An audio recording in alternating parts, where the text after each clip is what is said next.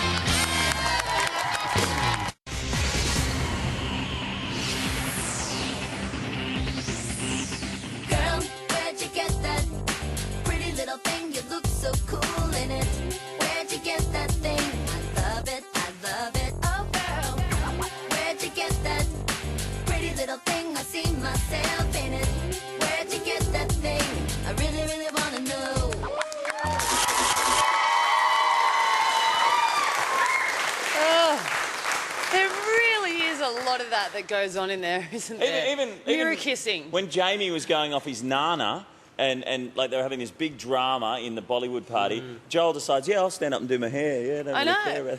Me and Mike would love to have that problem of doing our hair in the mirror. I'd like to have some hair to start, it'd be good. Welcome back to Friday Night Live, where I'm afraid, I was hoping we wouldn't have to do this on the show, but unfortunately we've got some really disturbing news for you.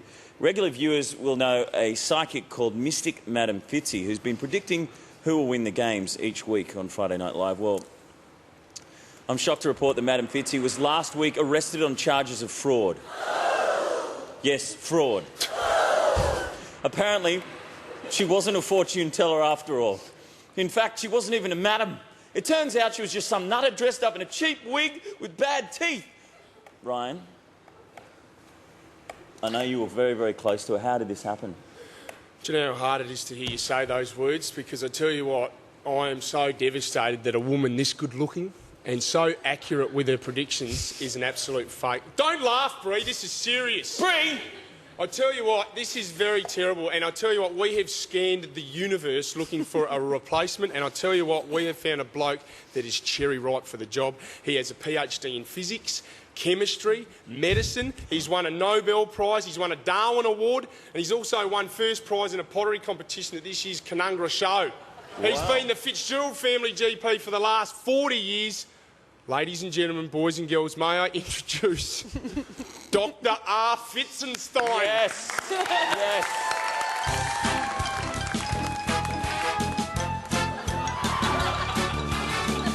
Welcome. Please sit down. After careful and extensive examination of the patients, I am able to give an approximate prognosis of the winner of this week's games. After stringent analysis of the subject's dietary intake, I witnessed unusually high methane levels. This is a result of lots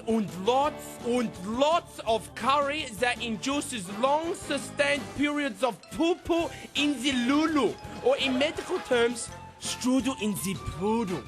It is my learned diagnosis that the housemate that has lightened the load the most will win. Und that stinky Spiegelhofen is John.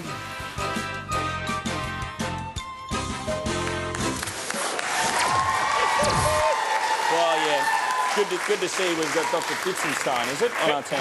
He is right on the money there. The lightest in the house tonight and the most nimble on his feet is Joel. He is just as ugly and just as full of crap as Madam Fitzy. Looks aren't everything. Bree, all right? Come on, Bree. Okay, Billy's team are ready to rock and roll. Let's get down to the arena.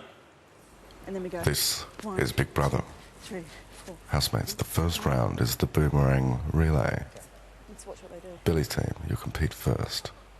Travis, Emma, you'll travel in your swag. Stop at Wolf Creek and thoroughly wash your face. Then take the boomerang through the quicksand, over the sand dune and across the white line. Rebecca Zoran, take the boomerang over the red rock. through the tyres and across the white line. Daniela and Billy, you will run the final lap, take the boomerang through the sand dunes, over the slide to the finish line. Okay, the sand dunes are flat, so we go... The dingo must remain on its hands and knees at all times and direct the blindfolded bushman. The team that completes the course in the quickest time will go through to the next round. Housemates, start on the buzzer. And we're away for the first game tonight on Friday Night Live. Outback Adventure Night. Wash your face in Wolf Creek. Good job. Ooh. Girl, you wouldn't want to go down there. Now, they are in the middle of nowhere. Oh, no, is it? Dropping your Trevor's pants have fallen down. Nah. Good start by these two. Yeah, not bad. Good They teamwork. are so in sync. That was well planned. Over the red rock. Middle leg up. Zion and Rebecca. Go. 1, 2. See, listen to the way they're talking to each other. They are pumped tonight. Every single housemate in there wants to win. Yeah, as the week's gone, they're realising just how important it is. It's more There's a important couple of than it's bush ever been. donuts. Where do you get bush donuts from? I don't. Go straight. Don't the other side. Okay, now Don't go know. straight. Now climb up. Who's the dingo here? Is that Daniela? The She's the dingo. bushman is blindfolded, but the dingo isn't. Is that a dingo or a fox? Blindfolded Billy leading the dingo. The dingo's got my Billy. Oh! There's a bit of skin off your knees. Not bad. That I reckon hard to beat. Well done, guys. Excellent. Well done. Good Trav. He's the captain. Good job, guys. Excellent job, guys. Good. Billy's team, you completed the course in 1 minute and 1 second. Excellent. Well done. Bloody good. It's in your best interest to say nothing about the game to the other team. Well done, guys. Good, guys. The other team have been in the holding area and blindfolded for the whole game because you know how there's an advantage if you see the other team go through the game before you. Yeah, exactly. So, excellent. How did you think they went, all right? Look, I thought they were so well planned, you know, and I can't understand why they don't do that more often, you know, 1, 2, 3, so that they know when to step and stuff like that. It's the key in moving fast. Travis is the skipper. He likes to organise before they actually start the race. He tells them to get into sync and he organises the whole team. Talks them through it. Well, winning is so important. It's so important. Why is it so important, Brie? It's so important. What is it, Ryan? It's so important, Mike. Glad you said that. Because the winner each week gets 4 prizes. Their first is a taste of glory. Yes, a trip to the rewards room, Ryan. Well, Mikey, I'll tell you something right now. The Queen, Michael Jackson, even the Sultan of Brunei, when they come to Australia, they don't want to stay at the Crown Towers, no. They don't want to stay at the presidential suite on Sydney Harbour. No, they don't. They give us a call because they want to stay in the rewards room.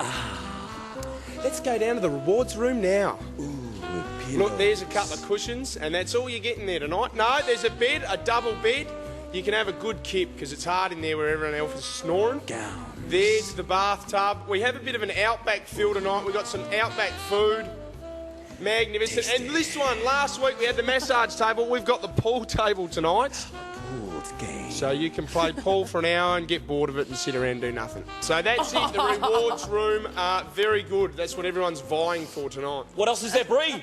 The power to give horrible jobs to your fellow housemates whilst you put your feet up and enjoy the view. And this week it takes on a deeper meaning because you'd hope that whoever gets to allocate the chores would give all of the stars from this week the chores and the extras none. Yes. Because they've been waiting on them hand and foot all week. But if that doesn't happen, I predict there will be fireworks. Who would lose it the most, do you think, after this week? Probably Emma, I reckon. Yeah. Who would lose it if they got given, like, you know, dish pig or janitor cleaning the toilet? Look, I think Emma would, I think Laura would. Anyone who's been stuck in that servant position all week would just be fired up. Okay, so we've got chores. We've got the rewards room. What else are we forgetting? Boxes! The boxes! Yes. Of course, the winner will open one of these babies live on tonight's show and win something wicked, as in wicked good or wicked really, really bad. The final part of the prize is the big one. It could mean the difference between staying or going. It can win you friends and enemies. It's the twist! Andrew, you are the winner